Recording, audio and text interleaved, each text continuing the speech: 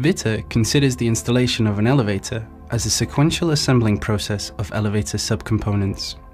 It is for this reason that the parts of Vita's elevators are carefully sorted and supplied in modules. By module, we mean the group of components which, once assembled, carry out a specific function within the complete elevator. Each module can be made up of one or more packages.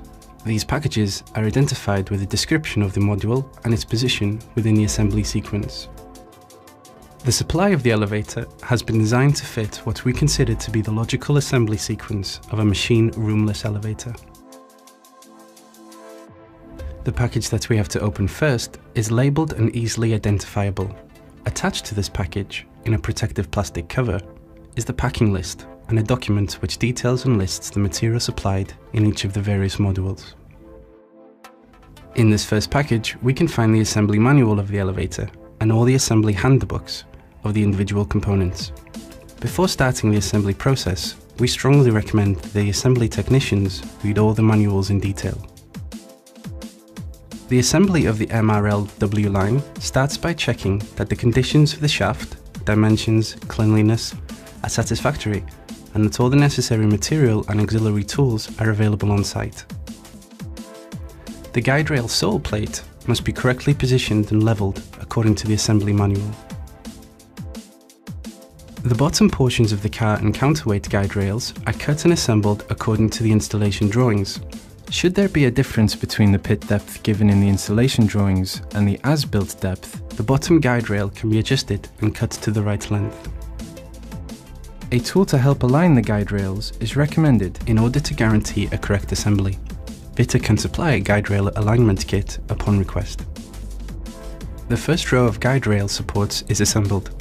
Their position is detailed in the installation manual. With the help of some scaffold platforms, the successive guide rail portions, 2.5 meters or 5 meters, are assembled with their corresponding support brackets.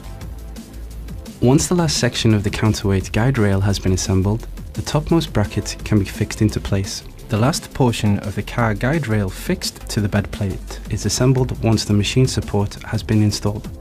Alternatively, the process of assembling the guide rails can be carried out from a temporary platform which is fixed to the guide rails that have already been mounted and lifted up through the shaft by means of a block and tackle.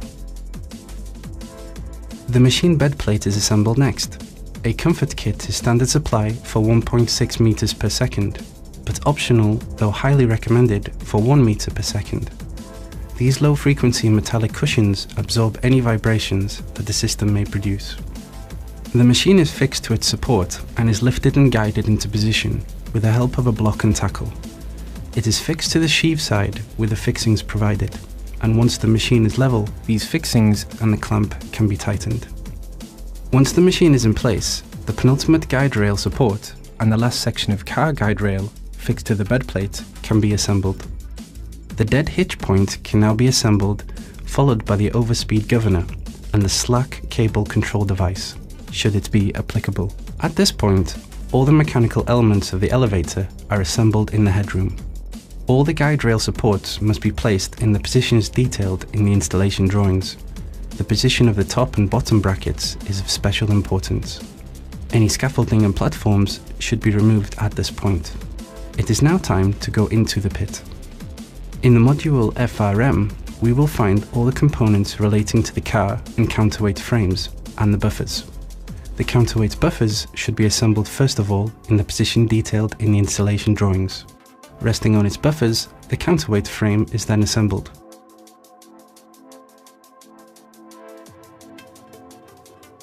A partial loading of the counterweight should then be carried out, according to the individual assembly requirements of each elevator. The car buffers are assembled next, in the position detailed in the installation drawings. Resting on its buffers, and on the car floor, the car frame is assembled. As an optional accessory, Vita offers a temporary protection to protect the car floor whilst the assembly process is taking place. The slings are now correctly assembled and positioned within the shaft and between the guide rails, and it is time to suspend the car slings in order to assemble the traction ropes. All the necessary material is applied in the module ROP. The machine should previously have been connected to the power with the encoder cable. The car sling is then lifted with a block and tackle to the highest floor that allows the floor of the car to lie flush with the landing FFL. Its position is maintained by means of the car frame locking kit. This element has not been designed to specifically suspend the car, but to fulfill the function indicated in clause 6431 of the standard EN 811A3. For the assembling of the traction ropes, please follow the instructions detailed in the elevator's installation manual. Repeat the process as many times as needed. A rope clasp guarantees the correct alignment of the ropes as they are fed into the grooves of the sheave.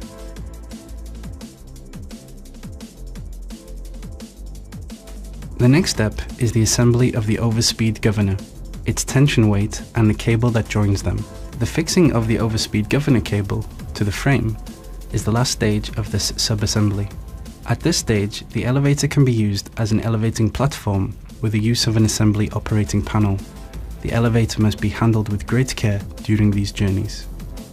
With the help of the elevating platform, the landing doors are assembled. Before starting the assembly of the car, it is essential to mechanically block the car frame and to remove the floor protection should it have been used.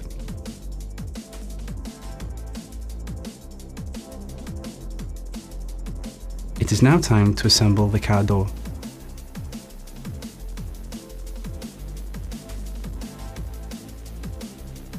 The pit components can now be put into place. The counterweight screen is fixed to the guide rails, and should it be applicable, the pit ladder is fixed inside the pit. From this point onwards, the electrical elements can be assembled. The MRL-W line controller, with its plug-and-play concept, is probably one of the market's most easy and intuitive controllers to install. It is delivered perfectly packed and identified in 4 packages: power and control, pre-assembled electrical installation of the shaft, electrical elements of the car, and the controller cabinet. In each of these packages there are various assembly kits, each one accompanied by a description of its contents and an assembly manual, numbered according to the assembly sequence. The controller cabinet, with its reduced dimensions, is placed neatly in front of the frame of the landing door located on the last floor. The simplicity of the controller does not reflect its features. The MRL-W line controller can be supplied also according to other standards, such as EN 8170 and EN 8173.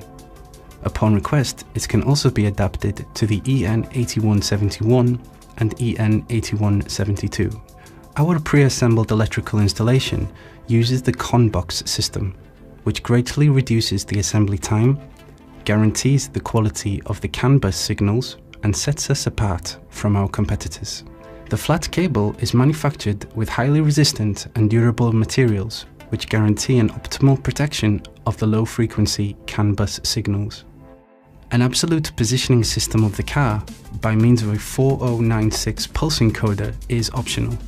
This makes assembly easier and guarantees millimetric precision of each stop.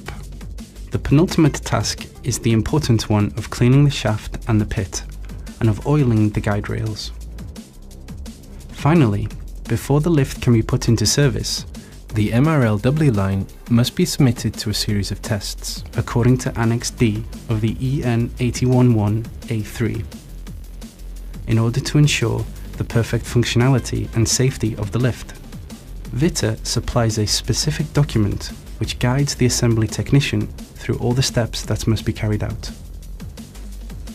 VITA has been issued by IONOR a conformity certificate, confirming the implementation and maintenance of a quality assurance system for the design, manufacturing and final testing of elevators, and certifying that it complies with the requirements of Annex 1 of the Lift Directive 95/16/EC. This means that any assembly company with a quality assurance system compliant with the Annexes 12 Module E or 14 Module D of the Lift Directive 95/16/EC can put the lift into service and certify it accordingly. VITA can also supply the necessary documentation allowing any assembly company without a quality assurance certificate the possibility of certifying the elevator through an external notified body according to Annex 6